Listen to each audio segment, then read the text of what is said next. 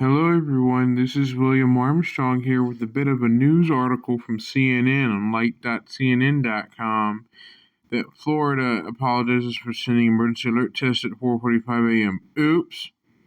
This article is written by Jennifer Korn, updated at 3:58 p.m. Eastern Daylight Time, Thursday, April 20th, 2023. Source CNN.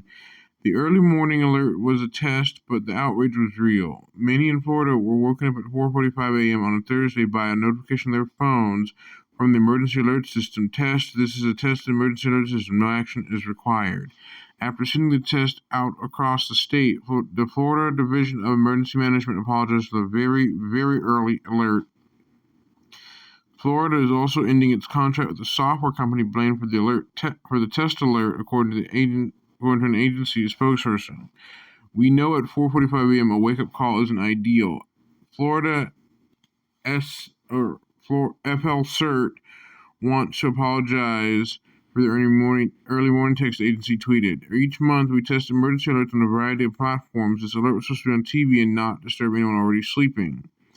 Governor Ron DeSantis said he had ordered FL CERT Director Kevin Guthrie to bring swift accountability for the test of the emergency alert system in the wee hours of the morning.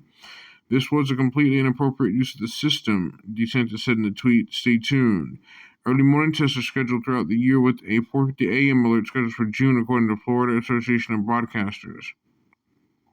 Floridians took to social media on Thursday to air grievances over their unexpected early morning alarm with the emergency broadcast system training across the country. Some tweeted insults at whoever was behind the alert and called for someone to be fired. Others shared tips on how to disable future alerts on their phones, and one local news outlet tried to seize the opportunity. Since you are up, tune in and catch Today in Florida streaming live. WSBN 7 News tweeted at 5:02 a.m. on Thursday. So, oops, basically an emergency alert system test message was accidentally blasted all over the state of Florida through the cellular network. On each cellular networks from AT&T, Verizon, and T-Mobile, most likely that.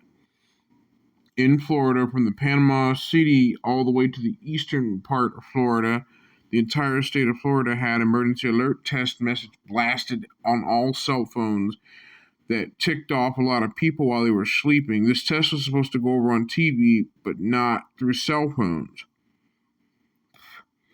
Well, here in the state of Georgia, the Georgia emergency alerts are done on a schedule. I'll show you by what I mean. Hold on.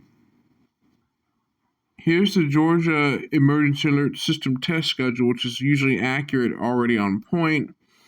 January 18th, 2023, there was a test already scheduled at 11:45 a.m.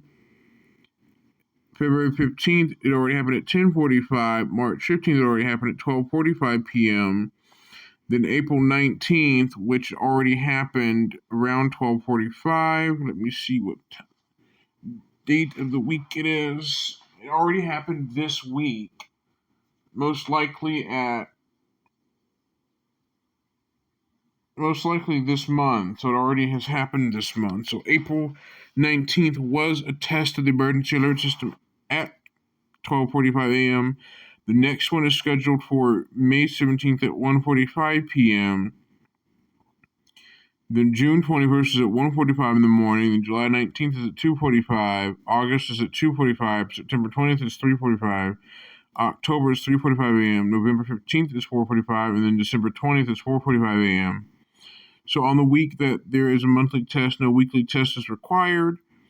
This is technically the EAS schedule done right here, posted by the Georgia Broadcasters Association. I've called the Georgia Broadcasters Association company here in Georgia. I've called them and asked them questions about the EAS, and when I left them a message, one of their staff members got back to me the next following day and answered my questions about that. I've talked to some of them about that. They're the ones who post the schedule about the EAS tests. When the EAS tests happen, they usually occur on TV and radio, but they never do the tests on the phone. They never had. The only time they've done the emergency alert system test, nationwide periodic test, is usually on the phones, TV, and radio, all different times before in 2018, 2019, and I think in 2021, where they've done a periodic test. on TV, phone, and radio. But most of the time, when it's just a weekly test or a monthly test, this is usually done on TV and radio. Phones do not get the test message until a national periodic test is performed. But phones still do receive wireless emergency alerts regardless. The phone I'm recording this on can still receive wireless emergency alerts even with no SIM card and no cell service in it. This phone has no SIM card. It has Wi-Fi on it for now. It has no SIM card. It's not active on any cellular network, but this phone can still receive Amber Alerts directly on this phone. Hold on.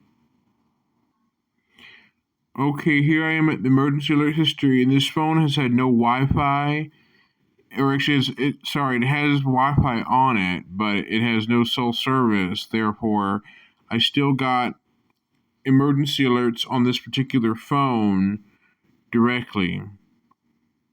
This is a SafeLink wireless phone I got through SafeLink. Since I'm eligible for Lifeline phone service, I'm eligible for it. And I went to SafeLink Wireless from Assurance Wireless, from Q-Link to Assurance, from Assurance to SafeLink, and back to Assurance Wireless. Well, this handset was able to get 2 wireless emergency alerts without cell service on it while it's connected to Wi-Fi, which is very odd to me. But when I go back, there's usually test alerts that you can opt in manually, but I don't think test alerts get sent out over the phones. I don't know. So this is William Armstrong signing out. See you next time. Bye-bye.